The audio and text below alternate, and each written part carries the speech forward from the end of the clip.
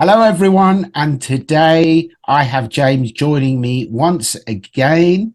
Today we're going to be talking about how to never worry about money. Hello, James, how are you? Hi, Anthony. Really great. Thanks very much. Thanks for having me. Fantastic. So tell me about this because you mentioned it briefly and you sounded really excited and really enthusiastic. So I'm sure everybody is curious. Yeah, it's something I'm really passionate about, and it's really exciting. It's not going down to your local shop and buying a lottery ticket. There's more work in it involved than that, but it is something that over time can build up and just give a tremendous amount of freedom and help anybody who does it to achieve their goals. So a few years ago, that friend of mine shared this with me. He runs his own business, and he mentioned how he needed a certain amount of money. He called it his "go to sleep at night" fund. His sort of peace of mind fund. And as long as he had that in place, he could rest easy. So if his business kind of went sideways and didn't work whatsoever, he would have this fund to rely on. And so I quizzed him a little bit more about, so how do you do this? So yeah, essentially I'll rattle through them. So the first thing is, no matter what age you are, whether you're 17 or far older, first thing is to look at a pension, which when you're 17, I know when I was 17, if someone mentioned pensions to me, I'd have thought, what are you talking about? I've got that retirement so far away.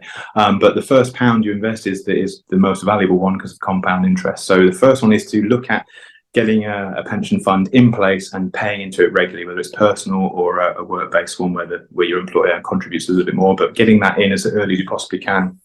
When we get to you and I, Anthony, see quite a lot in our field work is people getting to retirement age, not boomers, but a little bit afterwards, and they haven't, they're looking at how we're going to pay the mortgage off when Yes. we're not going to do it, and how we're going to manage on a retirement income. It's a big thing. It's a big worry. So the first one, it's the reason why it is the first one on the list, is to get sorted, is to get that pension in there as soon as we possibly can, and talk to a professional about how you possibly do that, just to get that set up for. I'm 41 now, and I can't believe how quickly it's gone. So it's only less than that time again, and I'll be there. Yeah. The next one is so pension in place, using one account to run everything from. So you have your bills coming into one main account, and so your income coming to one main account, and all your bills going out of that account, and then from that account you'll also put your cash, let's say, or your spending money into other accounts. And places like Starling Bank, Monzo, I'm sure there are many more now that are doing this. They give you a bank account where you've got, whether they call it pots or spaces, basically different mini accounts where you can. I have a colleague who uses this, and she puts literally everything into a little account. So she has an MOT account, she has a hairdressing account, she has a holiday account, she has a TV bill account. Everything's in a little account, and she just puts into little bit by little bit every month, just so when she comes around to Christmas, she has a Christmas account. When she comes to Christmas, she's got a budget there, and that pays for everything she needs for her family. After that, most important things sound really boring, and probably people, not teaching anyone to suck eggs, but to put your fundamentals in. So out of that account, you pay your utilities, pay your transportation, you pay your food, your shelter, and your utilities and your transportation. Some people put healthcare in as well if they want to pay private healthcare, but your absolute basic fundamentals of life that just keeps everything rolling, paying for the rent, paying for the mortgage, whatever it might be. So have that all running on automatic. And then the next thing, this kind of came. I have a cat. I love my cat, but he's a lovely soul. But from time to time, he gets in a tussle with the local tomcats, and he ends up getting injured. Whether it's his fault or the other tomcats picking on him, we're not quite sure yet. But he comes home with some kind of scars, and he's insured, but there's an excess on his insurance. And every time we go to the vet, it's a minimum £100 bill just to sort of maybe patch up some wounds, What, take a just your cyst off. excess? Yeah. So it's the excess is 100, and so it's no point paying that for the extra premiums. So we just pay that. So this happened 2 weeks ago. It was £130 that time, and it was like, do I go for the insurance or do I just pay it off? Happened a year ago, it was another £100. So he's one of the things for me, which is like he's my most regular unexpected bill. But I was looking at a statistic in the UK, and apparently an unexpected expense of about £400 can knock a lot of people off course in the UK. A lot of families haven't got the buffer to manage that. And if you've got pets, you'll know they're always sort of getting ill and getting into scuff. So the next thing came about from sort of all these emergencies that come up. And I was talking to my friend, he said, I always have an emergency fund. I have an emergency fund in place so that when the car breaks down, the MOT is more than you expect it to be, your cat gets injured, you name it, whatever it might be, there's an amount of money that's sat there that you over time drip feed into over the months, that builds and builds and builds, so that when those emergencies do come, you've got something to go to, you've got some wherewithal to fall back on. That's been a massive help to us over the years. And then the next one to that is similar but slightly larger, is a payroll account. So essentially, if you're employed or even self-employed, you're looking at your account and thinking, if the worst happened and I lost my job this month, how many months can I pay myself for while I look for another job, or while I get back on my feet and retrain, or whilst I go self-employed in a different area because work's dried up or what have you.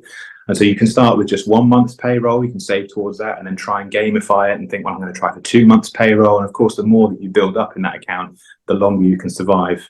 The chap who taught me this had 10 years. He's like, if I lost my business, I can pay myself my current salary for 10 years while I sort something else out, which I thought, wow, that's quite an achievement. But he built that up over many, many years. But so you can just start with, a couple of weeks at first. He told me a story of Bill Gates when he first set up Microsoft.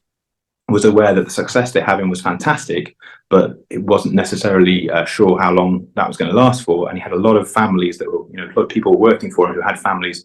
So he decided to put some, basically have a liquid account where he could just go to have a load of cash.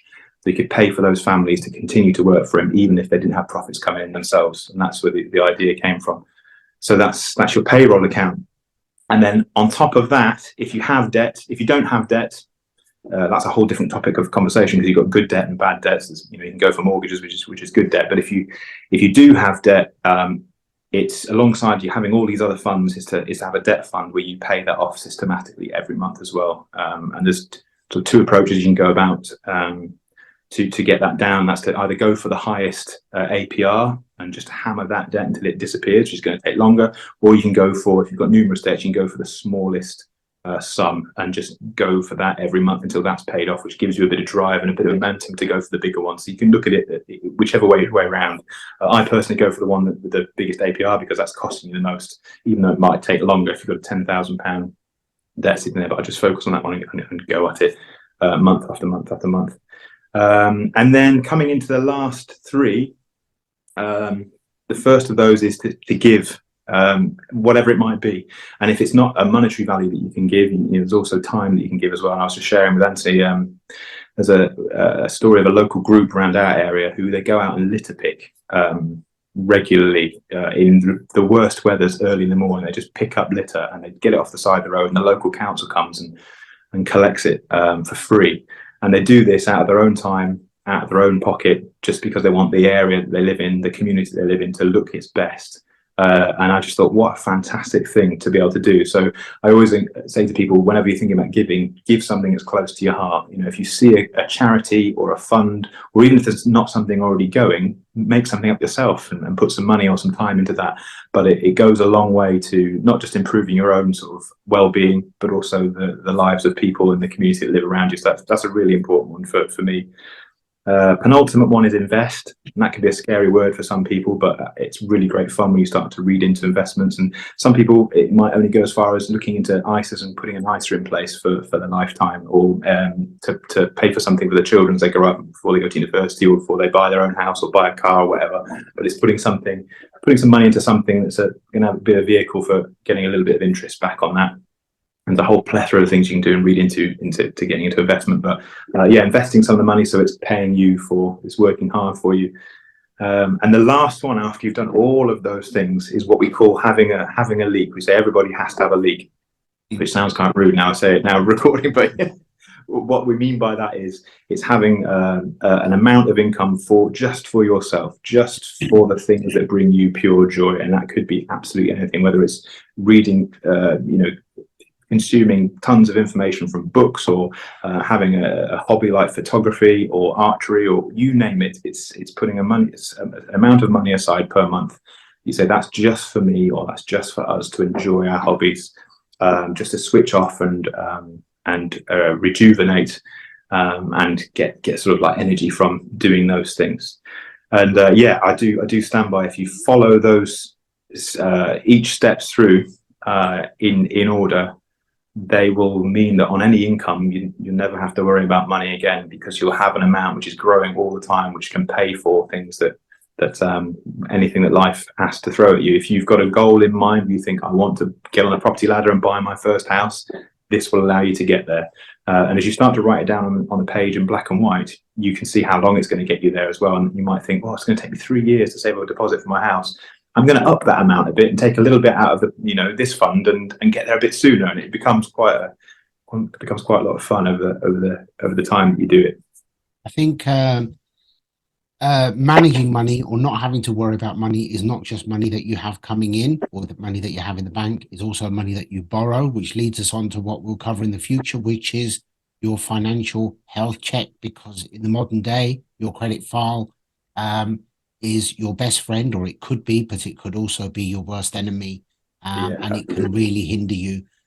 So we'll cover that in another video. Thank you very much for watching. I hope that this has been really helpful, and I'll see you next time. Bye, James. Bye.